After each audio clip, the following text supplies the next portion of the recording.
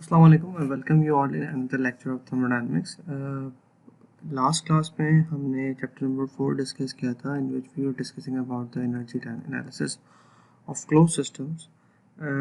In this class we will continue the same chapter.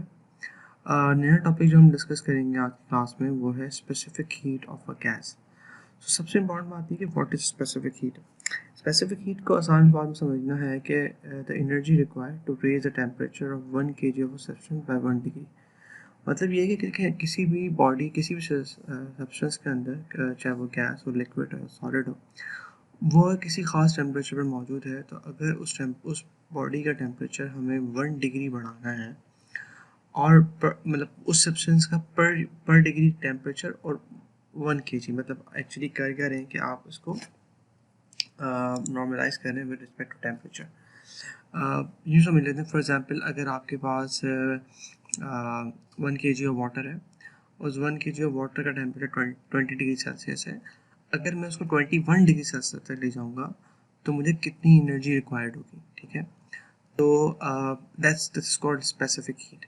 1 kg of water है, 1 kg का temperature 20 degree Celsius है और उसको 1 kg को मुझे 20 डिग्री सेल्सियस से 21 डिग्री सेल्सियस तक लेके जाना है, 1 से 1 डिग्री राइज करना है, तो हम उसको कहेंगे कि दिस इज स्पेसिफिक हीट। अच्छा, यहाँ पे 1 kg क्यों है? बिकॉज अगर हम बात करते हैं ज़्यादा पानी की, for example if you have 10 kg of water, so in that case हमें ज़्यादा एनर्जी चाहिए होगी कि हम 20 to 21 डिग्री सेल्सियस तक लेके जाएं। दैट्स वाई हम इसको इन टर्म्स ऑफ हम उसको मास से डिवाइड करते थे ताकि हम उसको मास इंडिपेंडेंट बना लें। 20 kg ऑफ वाटर को अगर हमें 20 से 21 ले आना पड़ेगा तो हमें ज़्यादा एनर्जी चाहिए होगी। 35 kg को चाहिए अगर बढ़ाना है 1 डिग्री, तो और एनर्जी चाहिए होगी, विच मीन्स कि हमें बेहतर है कि हम इस पूरी स्पेसिफिक एनर्जी की डेफिनेशन को या स्पेसिफिक हीट की डेफिनेशन को पर यूनिट मास डिस्कस कर लेते हैं, ज़्यादा आसान रहेगा। सिमिलरली स्पेसिफिक हीट दो तरह की होती है। एक स्पेसिफिक हीट से हम कहते हैं specific heat at constant volume. इसका मतलब ये है, इसका आसान डेफिनेशन ये है कि energy required to raise a temperature of 1 kg of a substance by 1 degree at constant volume. मिसाल के तौर पे आपके पास एक कंटेनर है, उस कंटेनर का वॉल्यूम फिक्स हुआ है और उस कंटेनर में जो भी गैस मौजूद है वो एक्सपेंड नहीं हो रही, उसका वॉल्यूम फिक्स है, मतलब उस पर कोई पिस्टन नहीं लगा हुआ, कोई बाउंड्रीज मूव नहीं कर रही, तो वॉल्यूम फिक्स है। तो अगर मुझे उस कंडीशन में एक 1 kg उस कंडीशन में 1 kg ऑफ दैट सब्सटेंस का टेम्परेचर 1 डिग्री राइज करना है, तो मैं उसको कहूँगा कि मुझे एनर्जी चाहिए, उसको हम कहेंगे specific heat at constant volume.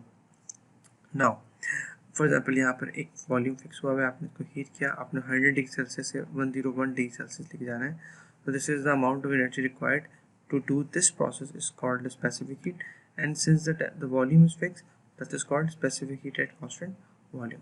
अच्छा, इसको अगर हम मैथमेटिकली लिखते हैं तो कैसे लिखते हैं? We denote specific heat at constant volume by C V. C is the specific heat, इसको सी से रिप्रेजेंट करते हैं, और वी जो है वो कांस्टेंट वॉल्यूम के अनुसार है। अच्छा, अब यहाँ पे इम्पॉर्टेंट बात देख सकते हैं कि यहाँ पे एक रिलेशन लिखा हुआ है, इसके लिखा हुआ है डावा डावा यू अपॉन डावा टी और वी। इसका मतलब है, अगर आप गौर करो कि अगर मैं इस डावा टी को राइट साइड लेफ्ट साइड पर ले जाता हूँ, it will become C V equals to डावा यू अपॉन डावा टी। अच्छा, यू बेसिकली क्या होता है? यू हम बहुत दफ़ा देख चुके हैं कि U is basically the internal energy, और डावा यू मतलब कि change of internal energy with respect to temperature, right. अगर आप गौर कीजिए कि अगर हम लेफ्ट साइड पर डावर टी को लेके जाएं तो it will become C V डावर टी इक्वल्स टू डावर यू। तो सी वी इटसेल्फ क्या है? Energy required to raise the temperature by 1 degree.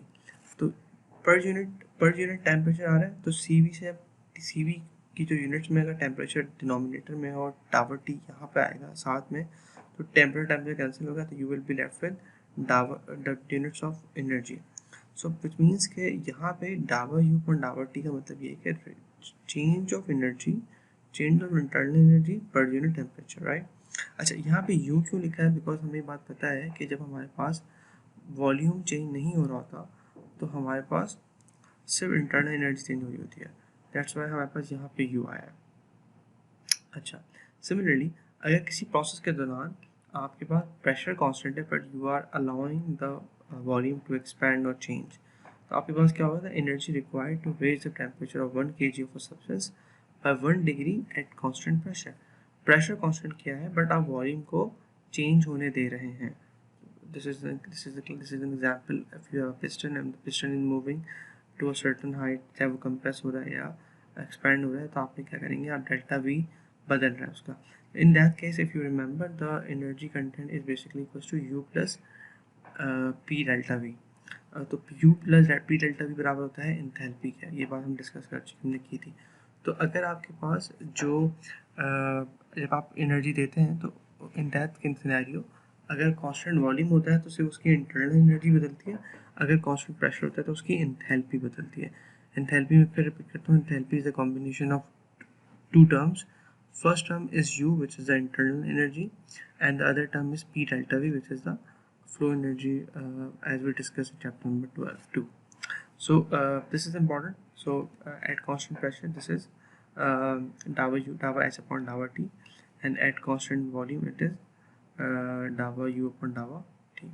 Moving forward, अच्छा एक और इम्पॉर्टेंट बात की कि जो सी पी की वैल्यू होती है किसी भी सब्सटेंस के लिए वो ज़्यादा होती है सी पी की वैल्यू. अच्छा ये बात बड़ी लॉजिकल सी बात है, इसको हम समझ लेते हैं. फॉर एग्जांपल, अगर मुझे एक 1 kg ऑफ वाटर का मास या 1 kg of, let's say consider it gas, 1 kg of air का जो वॉल्यूम टेम्परेचर है वो 100 डिग्री सेल्सियस से 101 डिग्री सेल्सियस तक करना है, और अगर मेरा प्रोसेस जो है वो लेट्स से कांस्टेंट वॉल्यूम है, तो व्हाट विल हैपन कि since the system is not doing any work, तो जितनी एनर्जी आप दे रहे हैं वो तमाम की तमाम एनर्जी डेल्टा यू को तब्दील कर रही है, और डेल्टा यू की वजह से टेम्परेचर बदल रहा है.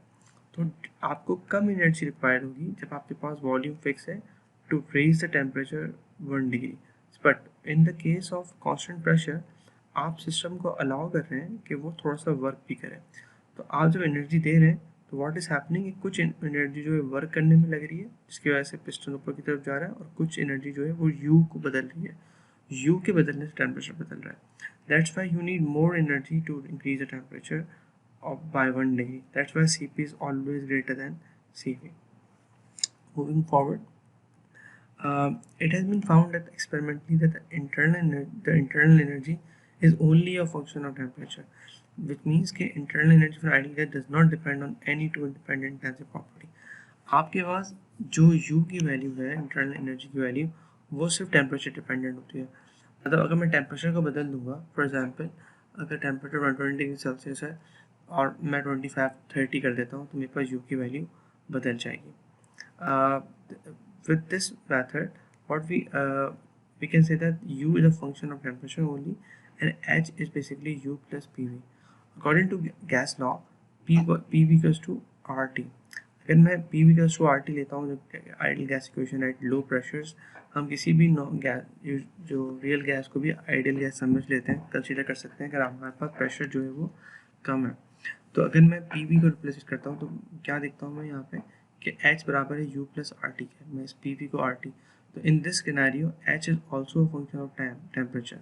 इसका मतलब ये है कि आपके पास U जो है वो ऑटोमेटिकली H में आता है ऑलरेडी, PV को रिप्लेस कर दिया आपने RT के साथ, तो अब आप इस इक्वेशन की इक्वेशन बन गई U प्लस RT. तो U is already a function of temperature and RT has R constant and T temperature, तो H also becomes a function of temperature.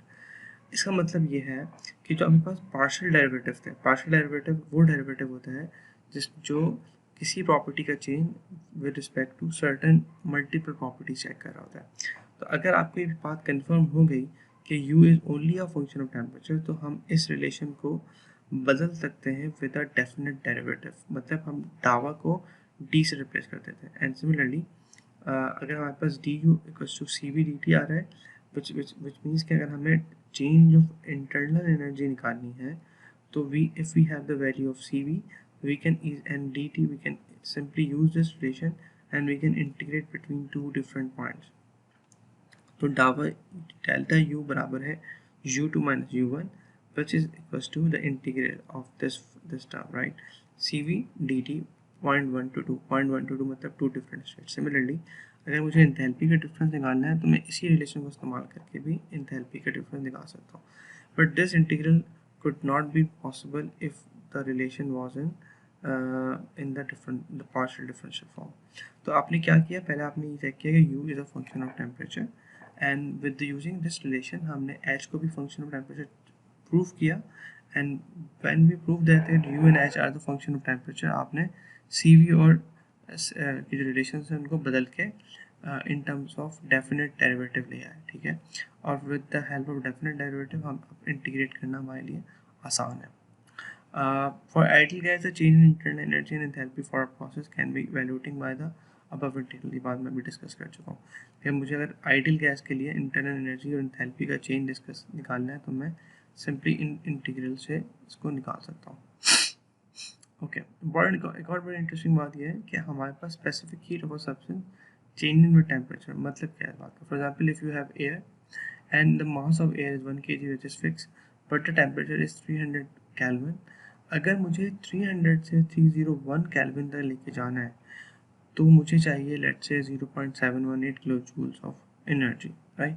But similarly अगर मेरे पास जो टेम्परेचर है वो ज़्यादा है, 1000 केल्विन है, और मुझे 1000 से 1001 तक लेके जाना है, तो you can see the amount of energy required is slightly higher than the one required at when temperature is 300 degrees Celsius, which means that the specific heat is a function of temperature and it changes with temperature। तो specific heat of a substance, किसी भी एक gas की specific heat जो है वो constant नहीं होती, बट वो temperature जो है वो बदल जाती है। यहाँ पे एक ग्राफ है जिसके अंदर मुख्तलिफ गैसेस हैं और उन गैसेस के साथ जो है वो टेम्परेचर डिफरेंस लिखा हुआ है कि उनका kilojoules per kilomole per kelvin, मतलब in terms of kilomole लिखा हुआ है, वैल्यूज़ क्या है। तो हम ये देख सकते हैं कि हमारे पास एयर की वैल्यू जो है वो काफ़ी लीनियरली बदलती है after it goes significantly high and then it drops back, angle जो स्लोप है वो छोटा हो जाता है। इन तमाम के अंदर तमाम जो रियल गैसेस हैं उनके अंदर Cp की वैल्यू में तब्दीली आती है, वेराज जो आपके पास नोबल गैसेस हैं उसके अंदर तब्दीली नहीं आ रही। Moving forward, there are different methods to calculate the above integral delta U equals to u2 minus u1। अब देखिए इंपॉर्टेंट बात है कि हम इस इंटीग्रल को क्यों कैलकुलेट करना चाह रहे हैं। हम इसलिए करना चाह रहे हैं कि हमें इंटरनल एनर्जी का चेंज चाहिए या फिर हमें एंथैल्पी का चेंज चाहिए, टू डिफरेंट स्टेट्स के ऊपर। अगर हम इस इंटीग्रल को सॉल्व कर सकते हैं तो पहली बात हमारे पास मेथड वन क्या कहता है कि हमारे पास टेबल नंबर A17 है जिसके अंदर एच और यू की वैल्यूज गिवन है फॉर एयर ओनली। तो जो टेबल्स मैंने अपलोड किए थे एलएमएस पर popular table, if you go to table number 17 you will find that the ideal gas properties of air. तो आपके पास टेम्परेचर है, you have H, you have Prandtl number, this is not important right now, and this is U and H, these are two important values। You can simply use these values at different temperatures to find the integral, right? But similarly if you have a different gas, for example nitrogen, so the tables A18 to A25 directly gives the values of H bar which are actually kilojoules per kilomole, तो आप convert कर सकते हैं। So the method one is pretty simple। If you have the tables, you can simply go to tables A17, 18 and find the values of delta H or delta U at different temperatures। So this is pretty straightforward। Now H की value H bar on M होती है, तो हम यहाँ से molar mass से निकाल सकते हैं, ठीक है। मोलर मास आप निकाल सकते हैं टेबल नंबर A1 से, तो आपके पास ये निकालना इतना मुश्किल नहीं है। अब अगर H बार गिवन है तो आप सिंपली H निकाल सकते हैं because you are interested in H rather than H bar.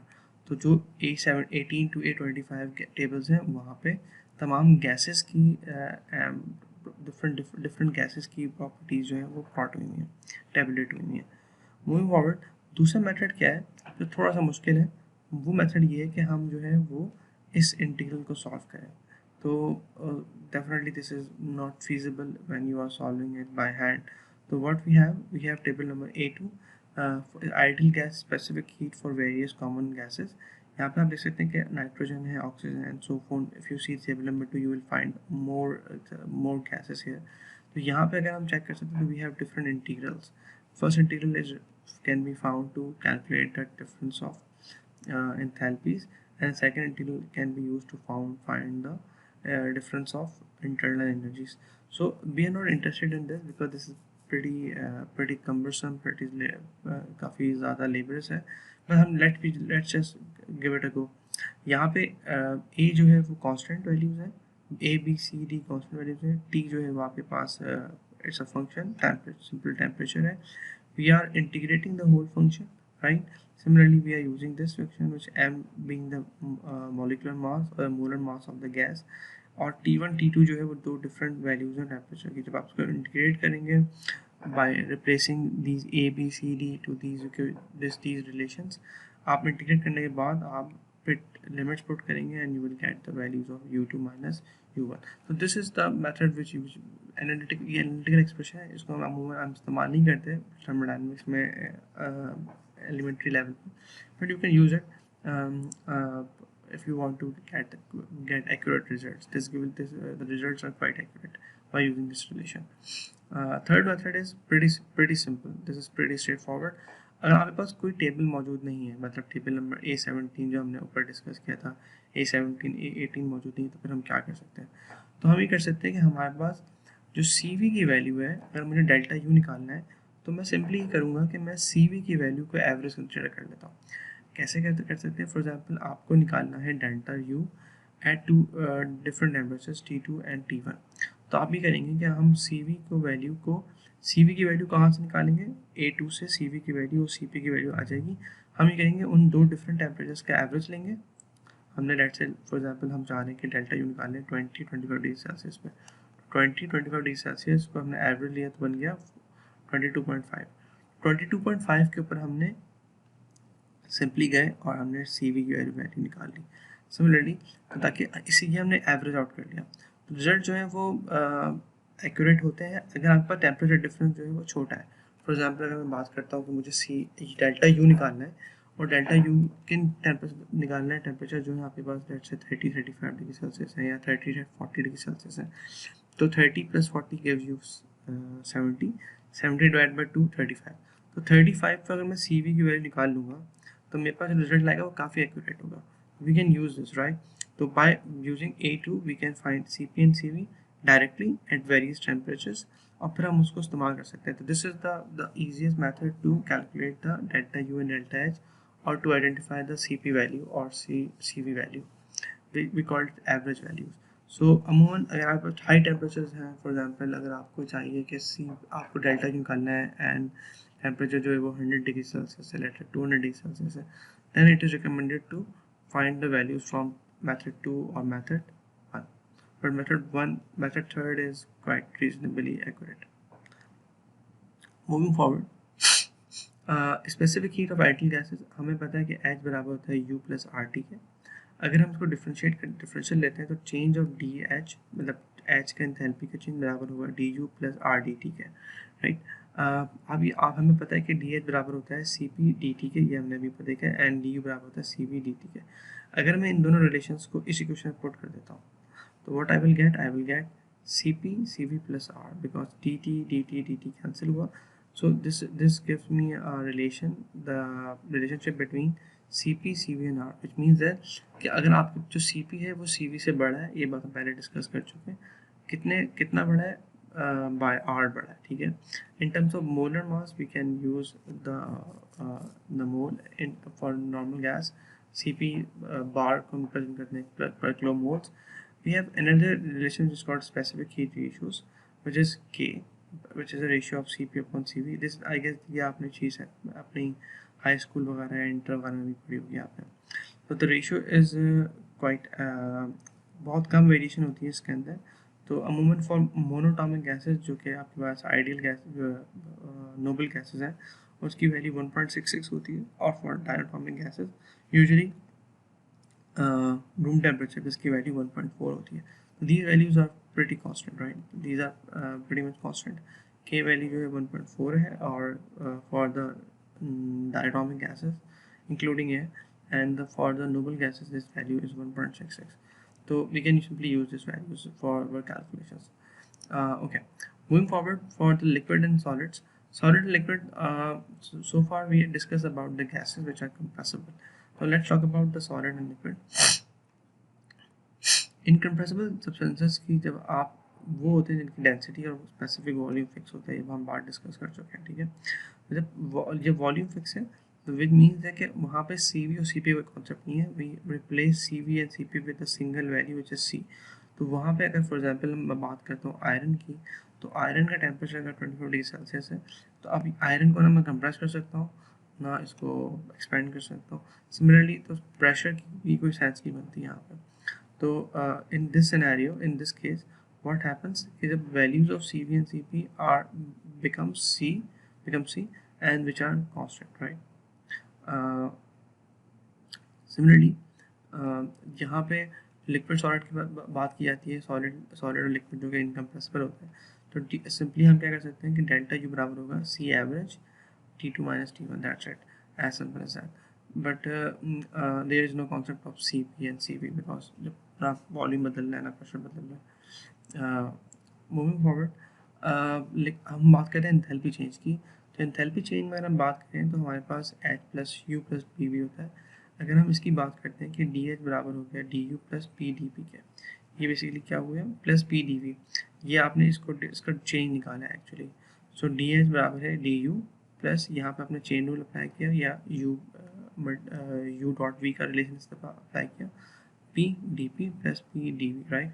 These two terms appear from the differential of these two terms, right?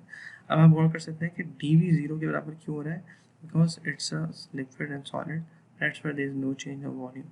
So the relation becomes du plus v dp. Now similarly we know that du बराबर होता है किसके, c average delta t के, हम पिछले slide से हमने देखा था। तो we have the solid term v delta p insignificant, thus हमारे पास अगर सॉलिड्स हो तो डेल्टा पी की सिग्निफिकेंस नहीं होती कि प्रेशर चेंज नहीं हो रहा, तो हमारे पास डेल्टा एच की वैल्यू भी क्या आ रही है, एग्जैक्टली वही आ रही है जो हमारे पास डेल्टा यू की वैल्यू आती है। मतलब अगर हमारे पास सॉलिड है तो हम सिंपली कर सकते हैं कि हमारे पास सी एवरेज डेल्टा टी, चाहे सॉलिड हो तो यहाँ डेल्टा एच डेल्टा यू बराबर हो जाएंगे C average delta T. But in case of liquids there are two special cases. अगर हमारे पास कांस्टेंट प्रेशर है, मतलब इट मीन कि डेल्टा पी बराबर है जीरो के, so this terms vanishes, you are only left with C average delta T. But if you have a constant temperature process which is isentropic, we will discuss later, pumps में होता है, pumps में आपके पास pressure बदलता है, तो in that case आपके पास डेल्टा टी जीरो हो जाएगा and you will be having delta is equals to V delta P. This is important to understand, this relation is important. Usually हम इस रिलेशन को अमूमन मिस कर देते हैं थर्मोडायनामिक्स को डिस्कस करते हुए। हमारे पास हम P delta V तो डिस्कस करते रहते हैं, but this relation is very important when we are discussing about the pumps. तो डेल्टा एच बराबर किसके हो गया, V डेल्टा P के। ये कैसे आ रहा है, वो इस रिलेशन से आ रहा है। तो यू मेक श्योर दैट हम आपको ये बात पता होनी चाहिए। अगर if you have any question, if you have any query, please ask me in the live sessions इंशाल्लाह। मूविंग फॉरवर्ड, विच मीन्स कि अगर मुझे एंथैल्पी निकालना है किसी कंप्रेस्ड लिक्विड की, तो मैं क्या कर सकता हूँ कि मैं H F which is the enthalpy of the fluid at T plus V F which is enthalpy at the saturation liquid phase at temperature T plus P minus P sat. This is the relation we use to calculate the enthalpy. We will see in the numerical inshallah in detail about these relations and how to use them. Now this is important to understand. For example, if we have a graph PV graph, अगर मेरे पास ये arrangement है piston की, ये है और ये, तो इसमें ग्राफ कैसे नजर आएगा यूजुअली आप और कर सकते हैं कि अगर हमारे पास let's say if you have gas inside, if you are providing heat to it, what will happen कि आपके पास वॉल्यूम ऑफ जो इसका है वो फिक्स है। आप देख सकते हैं यहाँ पर जो स्टॉपर्स लगे हुए हैं and these stoppers are actually not, एक सर्टन प्रेशर जब तक नहीं आएगा, अचीव नहीं होगा, ये पिस्टन ऊपर की तरफ मूव नहीं करेगा, इसकी वजह से वॉल्यूम फिक्स रहेगा। तो जैसे जैसे आप देख रहे हैं पॉइंट 1 से लेकर 2 तक क्या हो रहा है कि प्रेशर बढ़ रहा है but the volume is constant. But point 1 से पॉइंट 2 तक जब आप प्रेशर को बढ़ाते हुए गए तो पॉइंट 2 जैसे ही आया, which means that the point जहाँ पे आपने इसके वेट को आपने पिस्टन के वेट को आपने कैंसिल आउट किया एंड देन आफ्टरवर्ड्स पिस्टन ऊपर उठना शुरू हुआ। तो पॉइंट 1 2 से 3 जो है वो आप पिस्टन ऊपर मूव कर रहे हैं। बट सिमिलरली यहाँ पे हम देख सकते हैं कि यहाँ पे अगर 1 से लेकर 2 तक कि अभी हमारे पास पिस्टन यहाँ पे गुंजाइश है, यहाँ पे स्टॉपर के नीचे है पिस्टन। तो अब जैसे जैसे आपने प्रेशर बढ़ाया, प्रेशर फिक्स है तो वॉल्यूम बढ़ रहा है वॉल्यूम, एंड जैसे ही यहाँ पर पहुँचा अब आपके पास वॉल्यूम फिक्स हो गया और प्रेशर बढ़ रहा है, विच मीन्स कि यू नॉट, आप वो कैंसिल आउट नहीं हो रहे प्रेशर की values. Now in this case what is happening in this piston case, जैसे जैसे आप प्रेशर बढ़ा रहे हैं तो प्रेशर जो है वो कॉन्स्टेंटली बढ़ रहा है, it is following a linear curve. Because F equals to K X. If you remember the numerical जो हमने लास्ट क्लास लेक्चर में डिस्कस किया था, तो हमारे पास अगर मतलब एक पिस्टन एक स्प्रिंग कनेक्टेड होता है तो स्प्रिंग जो है वो लीनियरली बिहेव करता है, that's why the pressure is changing linearly. Moving forward, हमारे पास पिस्टन सिलेंडर का एक और अरेंजमेंट है। फॉर एग्जांपल हम बात करते हैं at equilibrium, if system is heated, the free moving piston will move to adjust the inside pressure so that external pressure बराबर force पे बराबर है P AP के। तो actually this is the same thing which we discussed earlier. Internal pressure इसका बराबर होगा P not के जो एटमॉस्फेरिक प्रेशर है प्लस वेट जो उसका पिस्टन का वेट है, और जो कि आपके पास के जो है वो आपके पास स्प्रिंग कांस्टेंट है।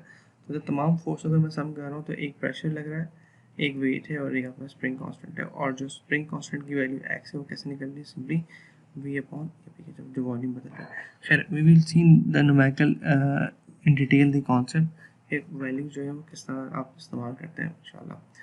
So thank you. यहाँ पे हम एग्जाम्पल देखते हैं इंशाल्लाह नेक्स्ट वीडियो में। Thank you very much for listening.